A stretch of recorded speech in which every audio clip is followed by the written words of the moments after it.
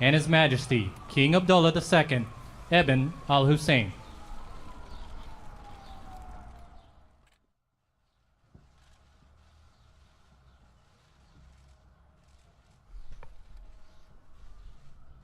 Thank you very much. Your Majesty, thank you for being with us today. Very much appreciated. This is our second meeting since my inauguration, but our first at the White House. Very special place, I can tell you that. I've gotten to know it well. Long hours, very special. It's really an honor to welcome you here today, but before we begin, let me say a few words about recent events. Yesterday, a chemical attack that was so horrific in Syria against innocent people, including women, small children, and even beautiful little babies. Their deaths was an affront to humanity. These heinous actions by the Assad regime cannot be tolerated. The United States stands with our allies across the globe to condemn this horrific attack and all other horrific attacks for that matter. Your Majesty, Jordanians are known for their legendary hospitality, and we will do our very best to be equally gracious hosts. They're also known, however, I have to say this, for their fighting ability, and you are a great warrior, and we appreciate it. Thank you. The historical ties and close friendship between our two countries dates back 3/4 of a century. In that time, the Middle East has faced many periods of crisis and unrest, perhaps never like it is today, however. Through them all, America has looked to Jordan as a valued partner, an advocate for the values of civilization, and a source of stability and hope. I am deeply committed to preserving our strong relationship, which I will, and to strengthening America's long-standing support for Jordan. And you do have tremendous support within our country, I can tell you that. As we know, the Middle East and the entire world is faced with one of its gravest threats in many, many years. Since the earliest days of the campaign against ISIS, Jordan has been a staunch ally and partner, and we thank you for that. Jordanian service members have made tremendous sacrifices in this battle against the enemies of civilization. And I want to thank all of them for their really just incredible courage. So many have been lost, and we pay homage. So many. In King Abdullah, America is blessed with a thoughtful and determined partner. He is a man who has spent years commanding his country's special forces. He really knows what being a soldier is, that I can tell you. And he knows how to fight. The king has been a leader in calling for a plan to defeat ISIS once and for all. And I'm with you on that. We're both leaders on that, believe me. That's what we speak about today, and that is what we are going to do. And it'll be a shorter fight than a lot of people are thinking about. Believe me, we've made tremendous strides, as we discussed.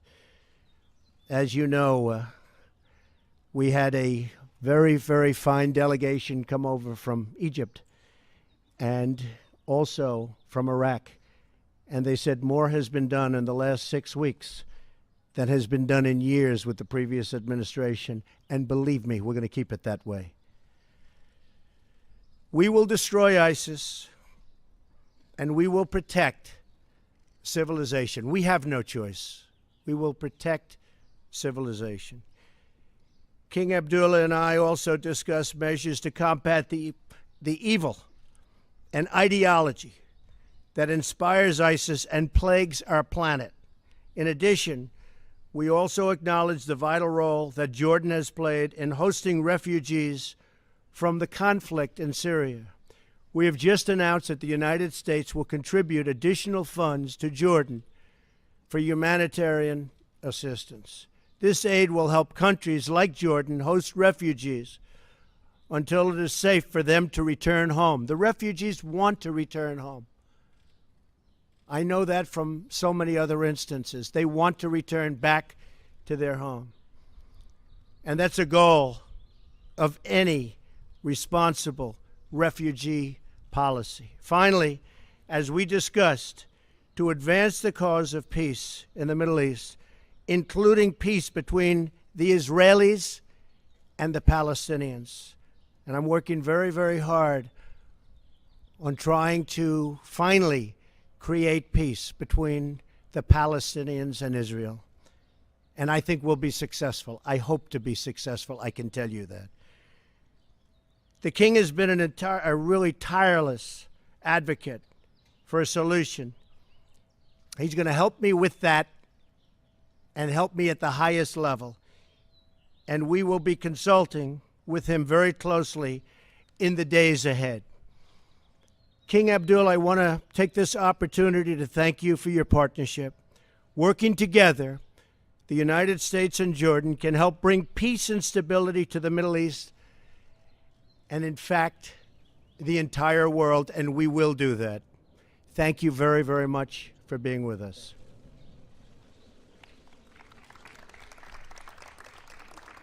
Thank you. Mr. President, thank you for such a kind and warm welcome to the White House. I fondly remember the meetings we've had many years ago and more recently several months ago. You've always been a generous host and have always looked after us. We are very delighted with the way the discussions have gone so far, and we're delighted to be here in such a wonderful setting and such a beautiful day, which I think is a tremendous mark of how we are going to move into the future. We've had a very good round of talks today, and I'm looking forward to continuing these discussions later on in our meetings after the press conference. What I do want to say is how much we deeply appreciate the close relations we have with the United States, with you, Mr. President, and with the American people. This is a strategic partnership that we call and keep very close to our hearts, and it is a partnership on so many levels that we will continue, I think, with the frank discussions that we had today to improve on as we face the challenges of the future. And I am very delighted for your vision, your holistic approach to all the challenges in our region, and to the dedication of your team in being able to translate your policy into actions successfully, hopefully, as we move forward. The challenges we face today are many and not exclusive to my region, as I've just mentioned. They are global, and particularly the threats to global security. Terrorism has no borders, no nationality, no religion, and therefore joint action with a holistic approach, as I had just mentioned, Mr. President, is crucial. I am very delighted that you have the vision to be able to move in that direction, and I think that the world will be in a very good place as we move with all these challenges ahead. No doubt, with all the challenges that we face in the world, the role of the U.S. is key to all the issues that we have around the world. But it's not just the fact that we should expect the United States to do all the heavy lifting. The heavy lifting has to be done by all of us in the international community to support the United States in being able to translate that vision into the right direction. So there's a lot of responsibility for all of us in the international community to support the President, the administration, and the American people to bring brighter days to all of us. We are very encouraged with the President's determination to support Arab and Muslim states in the fight against terrorism. But it is not only the fight of terrorism inside of our societies, but we as Arab Muslim states standing behind the international community in being able to defeat this international scourge. In Syria, we need a political solution that ends the conflict in the country and preserve its unity and territorial integrity. As the President mentioned, the issue we discussed was the Israeli-Palestinian conflict, which is essentially the core conflict in our region.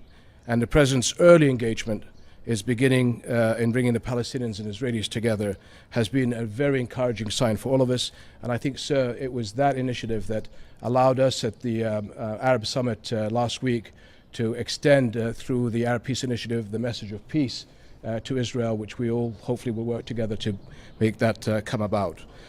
All Arab countries relaunched the Arab Peace Initiative, as I said last week. It offers a historic reconciliation between Israel and the Palestinians, as well as all member states of the Arab League.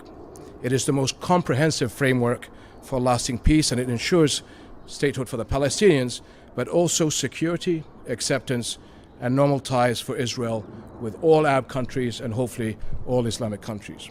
So we appreciate your commitment in all these issues where others have failed. You'll find a strong ally in Jordan in supporting you in all your policies. And if I may just say, as you have on Syria and the gas attack, unfortunately, as you and I both agree, this is another testament to the failure of the international diplomacy to find the solutions to this crisis. But I believe under your leadership, we will be able to unravel this very complicated situation. This has been ongoing for 7 years now, has descended into proxy wars from different parties with dubious agendas. But at the end of the day, as you pointed out, Mr. President, it's the civilians, women and children that are paying the heaviest price. This is happening on our watch, on our conscience, as well as the global community. And I know the passion and emotion that the President has expressed in how this should not be tolerated whatsoever. And this threshold of inhumanity and savagery that are being crossed every day is something that I know the President will not allow to happen wherever it may be. And I fully support and endorse the President in this issue. So I want to thank you, sir, because you have the outlook of looking not just at the Syrian challenges, but that of Iraq, Israel, Palestine, Libya, and everything that is in our region. So I think your message to all of us is a message of hope. And that's what I take away from this conference. And I thank you for all that you have done so far and all that you will do, sir.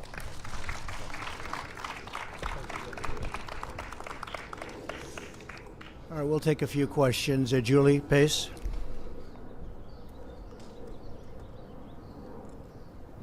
Thank you, sir. I have questions on Syria for both leaders, but if I could start with you, Mr. President. You've condemned the chemical attacks in Syria, but you also appeared in your statement yesterday to pin some of the blame on the Obama administration.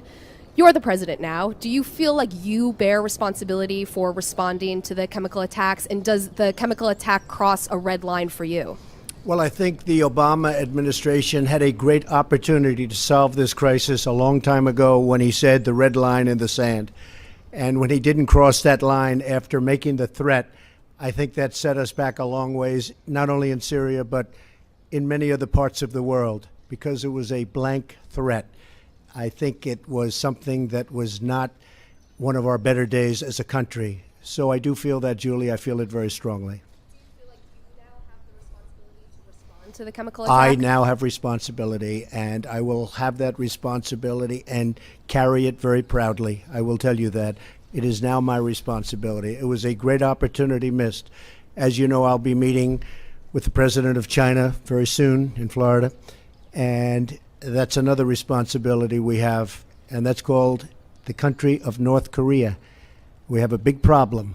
We have somebody that is not doing the right thing, and that's going to be my responsibility. But I'll tell you, that responsibility could have been made a lot easier if it was handled years ago. Before I move on to the king, can I just quickly ask you if the chemical attack crosses a red line for you? It crossed a lot of lines for me. When you kill innocent children, innocent babies, little babies, with a chemical gas that is so lethal, people were shocked to hear what gas it was. That crosses many, many lines, beyond the red line, many, many lines. Thank you very much. And Your Majesty, if I could ask about refugees, your country has really borne the brunt of the refugee crisis in Syria. The president has signed travel bans that would block Syrians from coming to the U.S. If that goes into effect, what would the impact on your country and across the region be? Well, I think as the president pointed out, most, if not all, Syrian refugees actually want to go back to Syria. And that what we're working with the United States and the international community is to be able to stabilize the refugees in our country, give them the tools so that as we're working with the solutions in Syria, we have the ability to be able to send them back as a positive influence into their economies. And again, the president and the Europeans are being very forward-leaning in being able to look after our host community. Tremendous burden on our country, but again, tremendous appreciation to the United States and the Western countries for being able to help us in dealing with that. Dalit, please. Your Majesty, how does the outcome of the recent Arab summit help the U.S. In its policy to advance Palestinian-Israeli negotiations?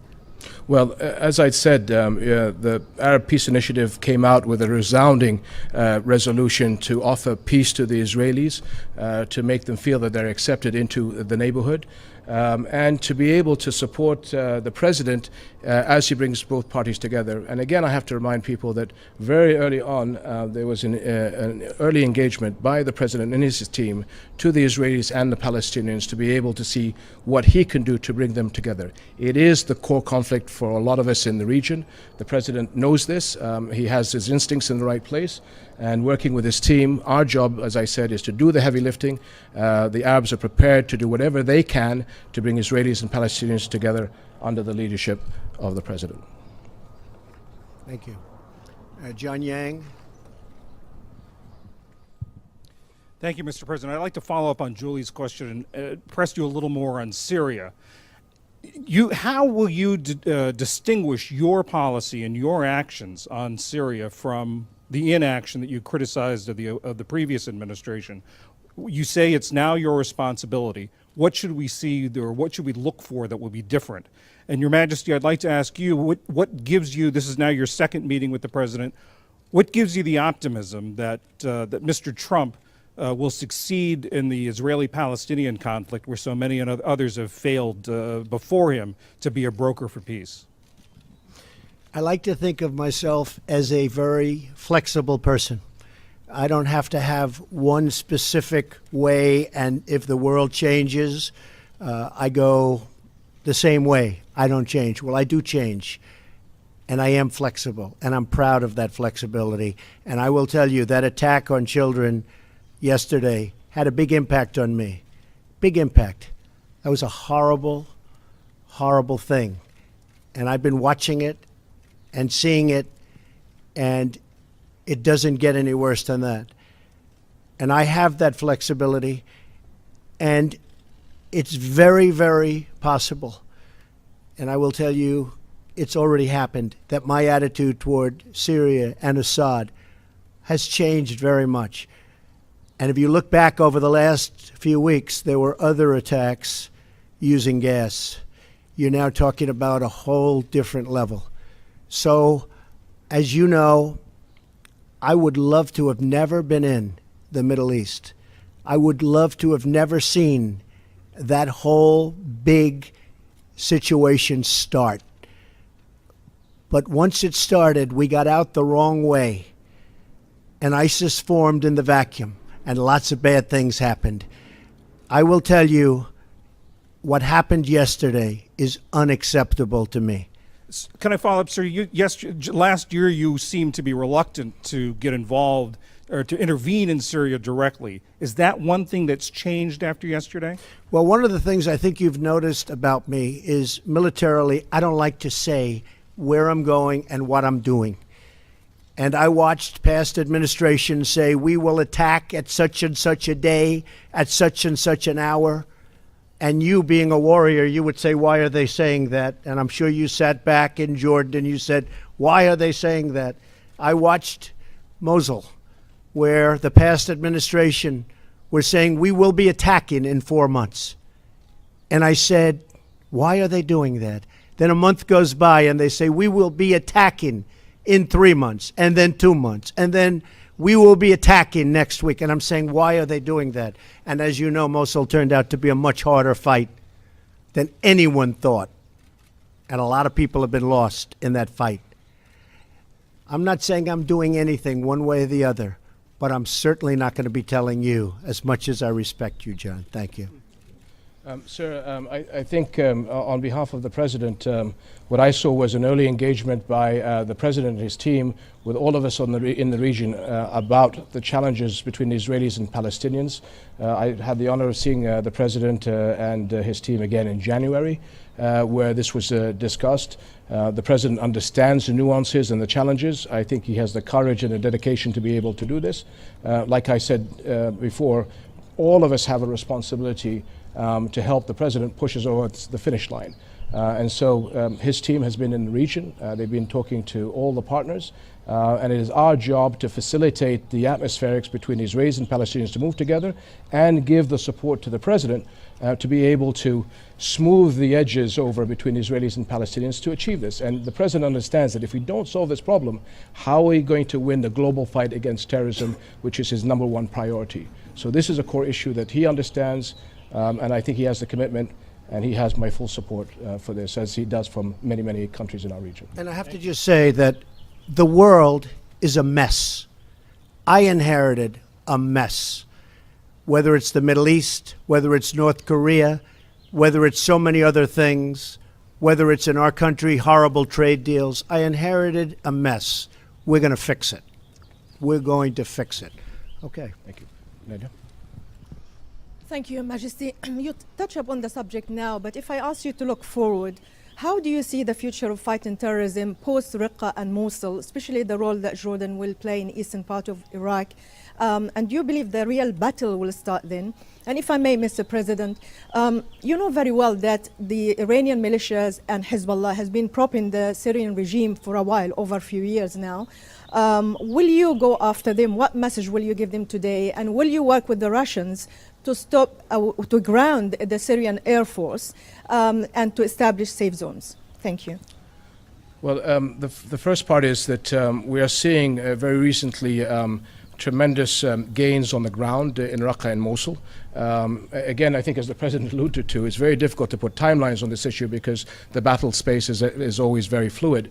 But I think that the war is being won on the ground. Having said that, terrorists are on the move. They'll be on the move inside of Iraq and inside of Syria, so that we have to make sure that we adapt our plans accordingly, and they move beyond borders, beyond our region and elsewhere. So as we and the administration have discussed, it's this holistic approach. How do we fight them wherever they are? And I think that is the understanding.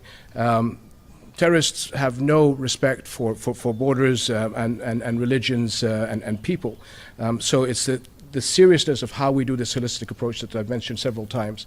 And what I'm really delighted is that the understanding by the President and the administration in how to deal with this globally. And I think you're seeing a move in the right direction because the policy now is being charted out, and my discussions with the Defense Secretary and the Foreign Secretary allows us to be then able to decide how we adapt ourselves in the region to be able to come in line with international diplomacy. The Iran deal made by the previous administration is one of the worst deals I have ever witnessed, and I've witnessed some beauties. It's one of the worst deals I've ever witnessed. It should never have been made. It was totally one-sided against the United States and, frankly, against much of the Middle East. I will do whatever I have to do. They have a deal.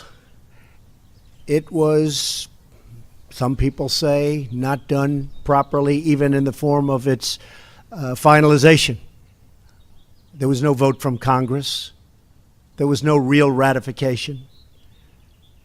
But I will do what I have to do with respect to the Iran deal. As far as ISIS is concerned, the United States will work with whoever it's appropriate to work with to totally eradicate ISIS